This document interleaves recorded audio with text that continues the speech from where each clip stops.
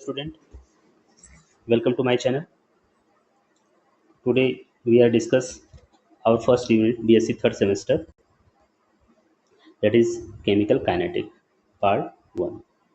इसमें क्या है, यूनिट 1 में दो पार्ट है, जिसमें क्या है, पहला यूनिट है, यूनिट का जो पहला पार्ट है उसे बोलते हैं केमिकल काइनेटिक।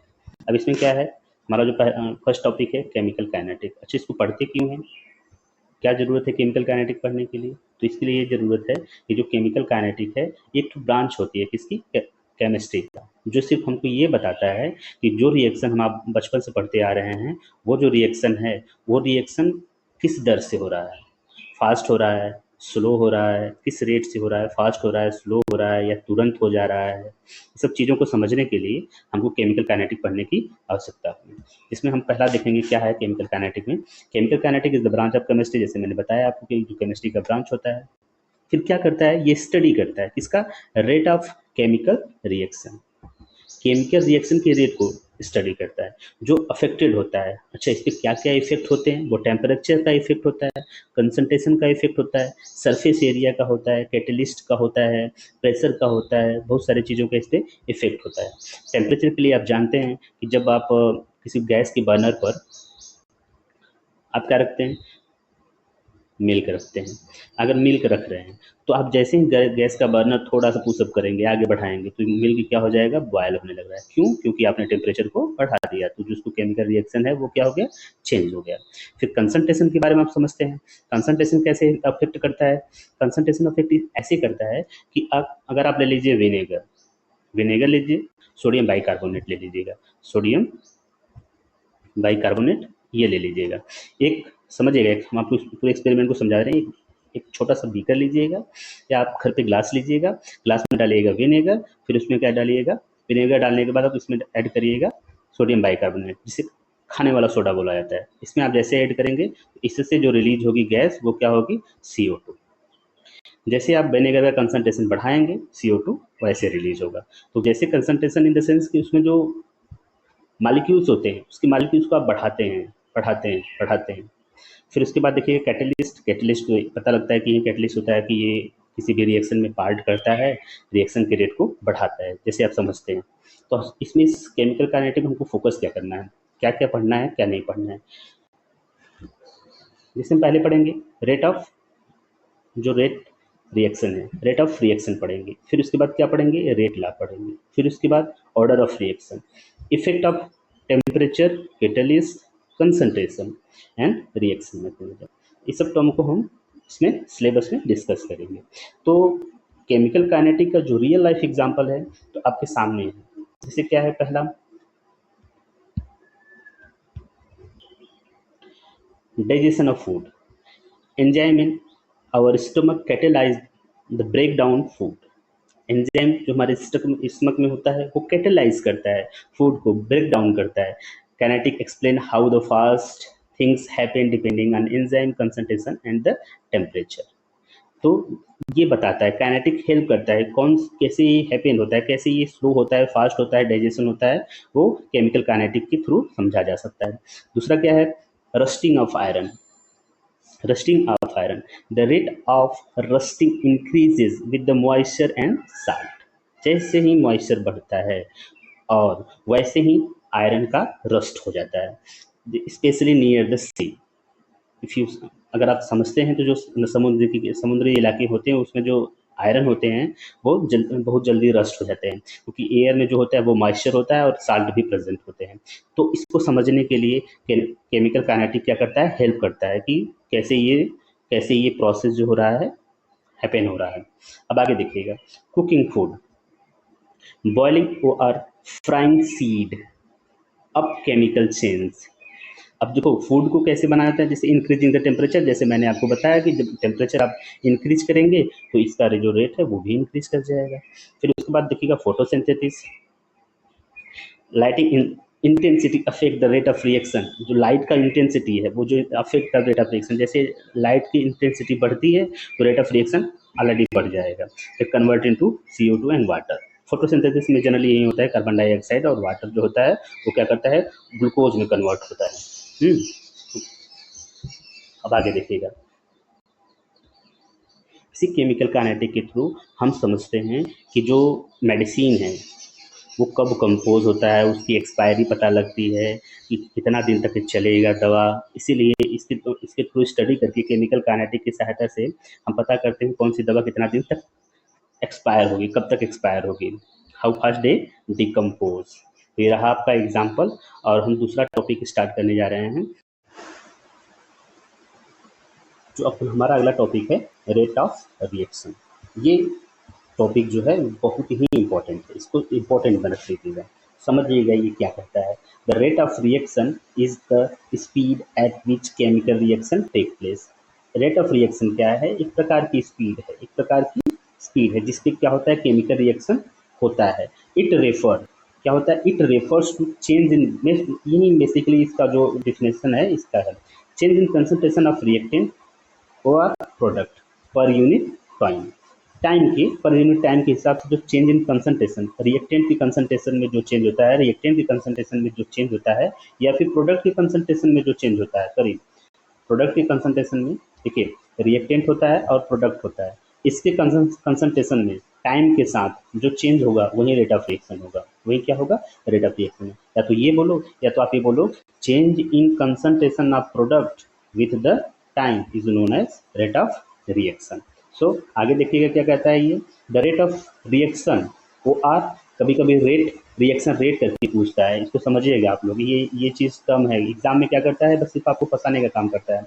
रेट रिएक्शन पूछेगा तो आपने बोला कि आप समझेंगे कि रेट ऑफ रिएक्शन मैंने पढ़ा है, लेकिन वहाँ पे रेट रिएक्शन रेट बोला जाएगा। Is the speed at which reactant are converted into product. Simple सी चीज़ है, इसी को बताया गया है कि जिसपे जो रिएक्टेंट होता है वो प्रोडक्ट में कन्वर्ट हो रहा है। तो आगे समझिएगा, जो सिंपल डेफिनेशन में देखिएगा, the rate of reaction is the amount of reactant consumed होता है, किसमें कंज्यूम्ड होता है, जो रिएक्टेंट होता है वो कंज्यूम होता है, बनता है क्या है, प्रोडक्ट, उसी को कहते हैं रेट ऑफ रिएक्शन। कोई भी डिफिनेशन आप इसमें से दे सकते हैं। ये देखिए, ये देखिएगा फार्मूला इसका बड़ा सिंपल है और बहुत इंपॉर्टेंट है। जैसे rate of reaction, rate of reaction निकालने की दो प्रोसेस है, एक क्या है, increases in the product concentration, product के कंसंट्रेशन में जो इंक्रीजेज होता है किसके साथ, टाइम के साथ। फिर दूसरा देखिएगा, दूसरा क्या देखना है आपको, रेट, ये भी देखना है उसी को, डिक्रीजेज इन रिएक्टेंट। अब देखिएगा, जो हमारा रिएक्टेंट होता है, एक रिएक्टेंट होता है और क्या होता है, एक प्रोडक्ट होता है। कभी भी रिएक्शन होता है तो ये कंज्यूम होता है, कंज्यूम मतलब इसका कंसंट्रेशन घटता है, ये बढ़ता है, इसका कंसंट्रेशन क्या होता है, बढ़ता है, ये बनता है, ये क्या होता है, घटता है, ये टाइम के साथ कम होगा, ये टाइम के साथ बढ़ेगा, इसी को बोलेंगे रेट ऑफ रिएक्शन। तो आप एक ग्राफ के साथ समझते हैं कि ग्राफ में क्या कहता है। देखिए हमारे पास ग्राफ है, किसके साथ, टाइम के साथ, ये क्या है, कंसंट्रेशन, ये टाइम है, टाइम के साथ क्या है, ग्राफ है। अभी ग्राफ में हम समझेंगे कि जैसे देखिए किसी ओरिजिन पे देखिएगा, इस ओरिजिन पे देखिएगा, प्रोडक्ट क्या है, वो जीरो है, लेकिन रिएजेंट क्या है, रिएक्टेंट क्या है, वो बहुत ज़्यादा है। जैसे जैसे इसका कंसंट्रेशन टाइम के साथ घट रहा है, वैसे वैसे इसका प्रोडक्ट का कंसंट्रेशन टाइम के साथ बढ़ रहा है। एक समय ऐसा आएगा कि इनका कंसंट्रेशन टाइम के साथ बराबर होना चाहिए। समझिएगा, वापस से समझ लीजिएगा इस चीज़ को कि ये आपका कंसंट्रेशन है, ये आपका टाइम है, ठीक है। अब देखिएगा इस ओरिजिन पर, यहाँ पर और यहाँ पर देखिएगा जो रिएक्टेंट का कंसंट्रेशन है और यहाँ पे देखिएगा प्रोडक्ट का कंसंट्रेशन। देखिए जब प्रोडक्ट का कंसंट्रेशन जीरो था तो रिएक्टेंट का कंसंट्रेशन क्या है, बहुत ज़्यादा है। जैसे जैसे रिएक्टेंट का कंसंट्रेशन कम होता जा रहा है वैसे वैसे प्रोडक्ट का कंसंट्रेशन बढ़ता जा रहा है, इसको बोलेंगे रेट ऑफ रिएक्शन। अब इसके लिए क्या है, rusting of iron is a slow reaction, rusting of iron slow, तुरंत नहीं होता है। अब देखिएगा, आप अगर घर पे हो, विनेगर आपके पास होगा तो विनेगर लीजिएगा, किसी एक ग्लास में विनेगर लेने के बाद उसमें बेकिंग सोडा डालिएगा, थोड़ा सा बारीकी से देखिएगा, बारीकी से देखने की जरूरत नहीं है, वैसे भी कार्बन डाइऑक्साइड गैस इसमें से रिलीज होता है, आप इसको समझ लीजिएगा। ये वेरी फास्ट रिएक्शन, जैसे आप कार्बन डाइऑक्साइड इसमें बेकिंग सोडा डालेंगे तुरंत कार्बन डाइऑक्साइड गैस रिलीज होने लगेगा। चलिए अब इसको समझते हैं कि जो रेट ऑफ रिएक्शन है उसका फार्मूला कैसे होता है। रेट ऑफ रिएक्शन की फार्मूला को लिखने के लिए सबसे पहले एक हम जनरल केमिकल फार्मूला समझते हैं। एक जनरल केमिकल फार्मूला मैंने लिखा है कि ए कोई प्रोडक्ट रिएक्टेंट है, बी कोई रिएक्टेंट है जिसमें एक प्रोडक्ट बन रहा है पी और जिसमें एक प्रोडक्ट बन रहा है क्यू। ठीक है। अब ए कोई एक कोफिशिएंट है, जिसे बोला जाता है स्टैक्योमेट्रिक कोफिशिएंट। जैसे आपने कोई भी रिएक्शन देखा होगा, जैसे आपने देखा होगा N2, उसके आगे लगा होगा 3, उसके आगे लगा होगा 2। तो ये जो टर्म्स होते हैं बेसिकली आप क्लास 9th में यूज किए होंगे, तो वहाँ पे बताए होंगे कि इसको बैलेंस करने के लिए यूज किया जाता है। लेकिन अब यहाँ पे देखिएगा इसे बोलते हैं, उसी को बोलते हैं स्टैक्योमेट्रिक कोफिशिएंट। ठीक है। जहाँ पे मैंने बताया आपको कि ए और बी क्या है, रिएक्टेंट है, पी और क्यू क्या है, प्रोडक्ट है, ए बी सी क्या है, स्टैक्योमेट्रिक कोफिशिएंट है। ठीक है। अब देखिएगा now the rate of reaction written. अब देखिए कि जो रेट ऑफ रिएक्शन को कैसे लिखा जाता है, आर को हम मार रहे हैं रेट ऑफ रिएक्शन, ठीक है ना, डिनोटेड बाई आर। अब देखिए जो स्टोइकियोमेट्रिक कोफिशिएंट है उसे 1/, में लिखा जाता है 1/। ठीक है ना। अब डी क्या है, डी क्या है, चेंज बताता है किसमें, ये जो ब्रैकेट बड़ा वाला ब्रैकेट आपको ये दिखाई दे रहा है, इस बड़े वाले ब्रैकेट को बोलते हैं कंसंट्रेशन करने के लिए। तो इसको हम पढ़ेंगे 1/A D concentration of A upon d T. D क्या शो कर रहा है, वो स्मॉलेस्ट चेंज बता रहा है, जो चेंज बताता है। अब इसमें इसके साथ लगा है तो इसके कंसंट्रेशन में चेंज बता रहा है, इसके लगा रहा है तो टाइम के साथ चेंज बता रहा है। फिर ये जो नेगेटिव लाइन है, वो क्या, नेगेटिव साइन है, वो क्या बताता है कि इसका जो कंसंट्रेशन है वो क्या हो रहा है, कम हो रहा है। ठीक है। तो उसके साथ इसको देख लीजिएगा, सेम टर्म कंडीशन इसके साथ है, इसके साथ बी के साथ, इस वाले बी के साथ, अब इसके लिए है। ठीक है ना। अब देखिए डी लगा है, कंसंट्रेशन लगा है ब्रैकेट वाला, एक कंसंट्रेशन ऑफ बी, मतलब कंसंट्रेशन में जो चेंज हो रहा है, ठीक है, 1/B, क्योंकि ये इसके आगे कोफिशिएंट, अगर समझिएगा एक सेकंड के लिए, अगर इसकी अगर कोफिशिएंट ना होता तो यहाँ पे नहीं लगता, डायरेक्ट क्या होता, ये चीज़ नहीं रहती, बस minus minus d concentration of B upon d t. फिर उसके बाद समझिएगा इसके लिए माइनस इसलिए क्योंकि ये दोनों माइनस साइन इसलिए हो रहा है क्योंकि आपको पता है रिएक्टेंट का जो कंसंट्रेशन होता है वो क्या होता है, घटता है। ठीक है। अब आप देखिएगा प्रोडक्ट का, प्रोडक्ट के लिए क्या है 1/P D P upon d t. फिर उसके बाद इसमें माइनस क्यों नहीं लगा, क्योंकि ये प्रोडक्ट का आप पता है कि जो प्रोडक्ट है उसका कंसंट्रेशन हमेशा क्या है, बढ़ता है। ठीक है। सेम इसके लिए भी है। अब आगे समझिएगा क्या है, या the negative sign you use to indicate the decreasing concentration of reactant. यहाँ पे देखिएगा आपको मैंने बताया था कि जो कंसंट्रेशन है रिएक्टेंट का कंसंट्रेशन वो क्या हो रहा है, धीरे धीरे धीरे धीरे घट रहा है, तभी ना प्रोडक्ट बन रहा है। अब देखिएगा D is denoted by denoted concentration, change in concentration, D T denoted change with the time. अब देखिए जो कंसंट्रेशन वो हो रहा है वो टाइम के साथ, कैसे टाइम के साथ बदल रहा है वो, अब ये जो डबल ब्रैकेट वो शो कर रहा है वो क्या शो कर रहा है, कंसंट्रेशन में जो चेंज हो रहा है। ठीक है ना। अब आगे देखिएगा कंसंट्रेशन में चेंज नहीं, सॉरी कंसंट्रेशन में चेंज नहीं, ये डिनोट करता है कंसंट्रेशन, किसका कंसंट्रेशन, जिसके साथ लगा रहेगा। अगर ये लेटर सपोज कि अगर क के साथ लगाएगा तो बोला जाएगा क का कंसंट्रेशन जो वो चेंज हुआ है। ठीक है।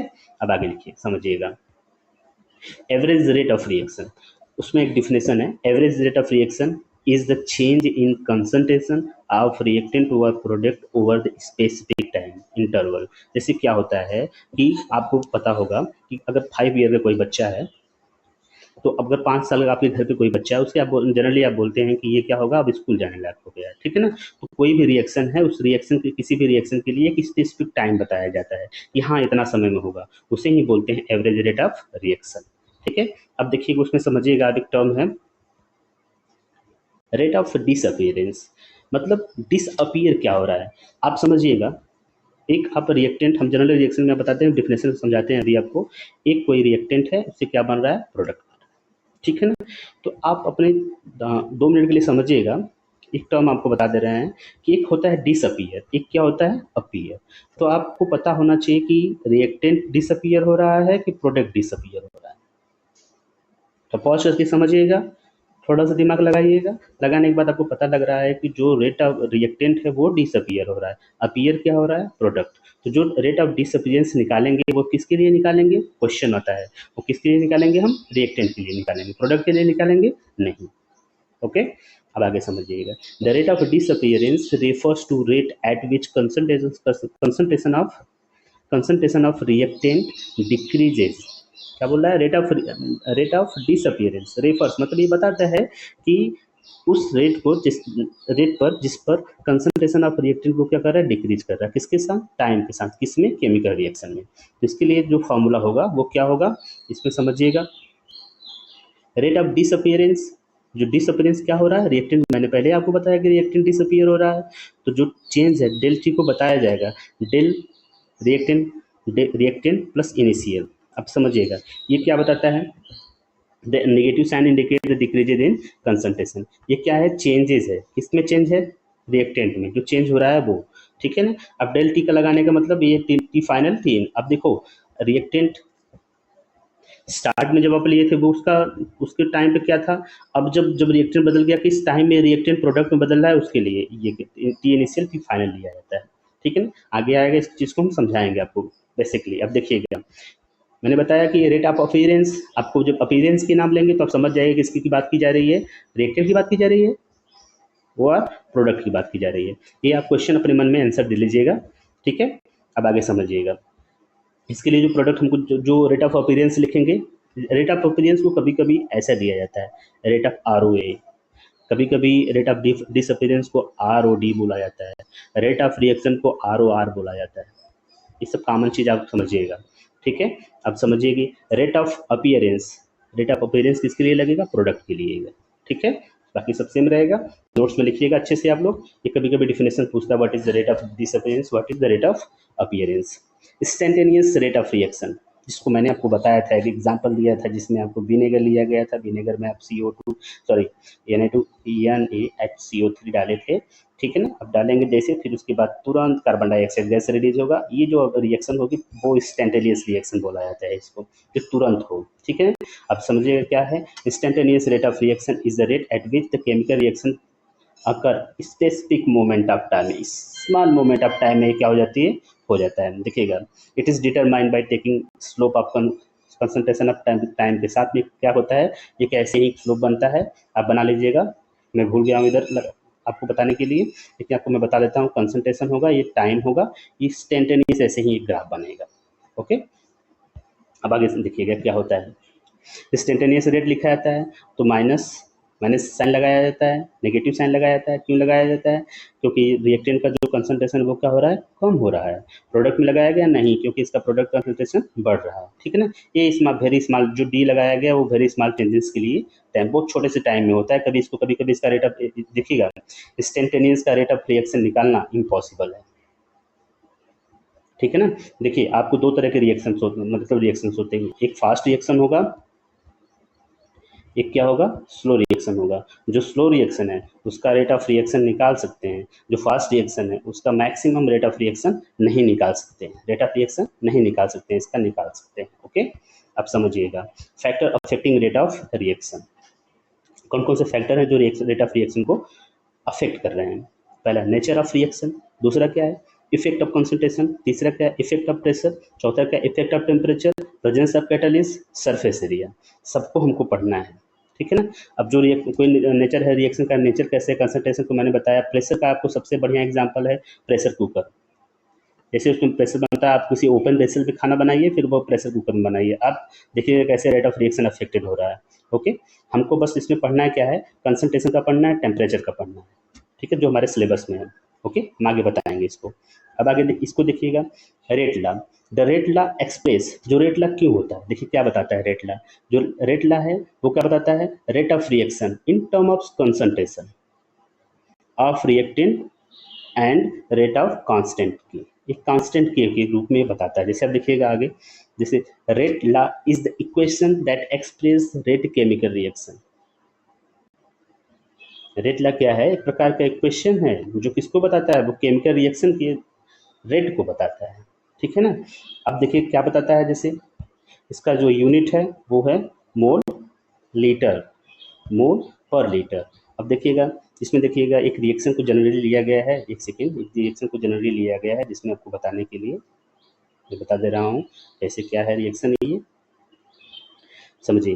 पहले रिएक्शन किसी एक रिएक्शन है, इसको ए बताने की जरूरत नहीं है, बी ए क्या है, अब देखिए ए क्या है, स्टैक्योमेट्रिक कोफिशिएंट है, कोफिशिएंट है, बी क्या है, ए बी रिएक्टेंट है, प्रोडक्ट पे बना है, ठीक है ना, एक हम ले रहे हैं, ठीक है। अब देखिए इसके रेट के लिए हमको देखो इसमें दो तरह का रेट बताया जाता है, और जब इसका रेट बताएंगे आप तो इसका रेट बताएंगे के क्या है, केस, देखिए आपको बोलता है कि रेट जो होता है वो वो डायरेक्टली प्रोपोर्शनल होता है, क्या है, कंसंट्रेशन ऑफ स्टैक्योमेट्रिक कोफिशिएंट, ठीक है ना, फिर उसके बाद concentration of the stoichiometric coefficient. अब इसको हटाएंगे, जब आप प्रोपोर्शनलिटी कांस्टेंट हटाते हैं तो उसकी जगह पे आप क्या लगाते हैं, कोई एक कांस्टेंट वैल्यू लगाते हैं, तो इसके जगह पे के माना गया, जिसे बोलेंगे रेट। ठीक है ना। अब देखिए एम और इसके ऊपर बी के ऊपर क्या हो गया एन। ठीक है, जहाँ पे आप समझिएगा इसमें बताया गया वे है रेट के आर मतलब रेट ऑफ रिएक्शन है, रेट कांस्टेंट है। ए बी क्या concentration of reactant A, concentration of reactant B. और एम एन क्या है order of reaction, order of reaction वो आगे इसको ये भी बोल सकते हैं कि ये क्या है कोफिशिएंट भी होता है। ठीक है ना। एक सेकेंड। ऑर्डर ऑफ रिएक्शन हमेशा पावर होता है किसके, कंसंट्रेशन ऑफ रिएक्टेंट के। ठीक है ना। अब इधर देखिएगा ये चीज़ आप पूरा अच्छे से समझिएगा ये सब कि इसमें जो है m plus n over of order of reaction. अब देखिएगा लेटर सपोज कि ए की पावर में, एक सेकेंड, ए की पावर में अगर 0 है, बी की पावर में अगर 1 है, ऑर्डर ऑफ रिएक्शन निकालना होगा तो 0 और 1 को जोड़ देंगे तो क्या आ जाएगा 1, इसे बोलेंगे फर्स्ट ऑर्डर रिएक्शन। सभी ऑर्डर ऑफ रिएक्शन को हम आगे डिस्कस करेंगे। तो आज के लिए बस इतना ही। और बाकी आप नोट्स में लिख लीजिएगा कि जो रेट ला है वो डिटरमाइन होता है एक्सपेरिमेंटली, इसे एक्सपेरिमेंटली डिटरमाइन किया जाता है। ये क्या होता है, अब मैनुअली नहीं कर सकते, जैसे आप रिएक्शन करके बताते हैं वैसे आप इसको नहीं करते। ये प्रेडिक्ट करता है, क्या करता है, कैसे वो कंसंट्रेशन अफेक्ट करता है रेट ऑफ रिएक्शन को। ठीक है, इसको आप अच्छे से नोट्स में मतलब अच्छे से कॉपी करिएगा। कॉपी करने के बाद हम आपको नेक्स्ट टॉपिक जल्दी से लेकर आएंगे। धन्यवाद।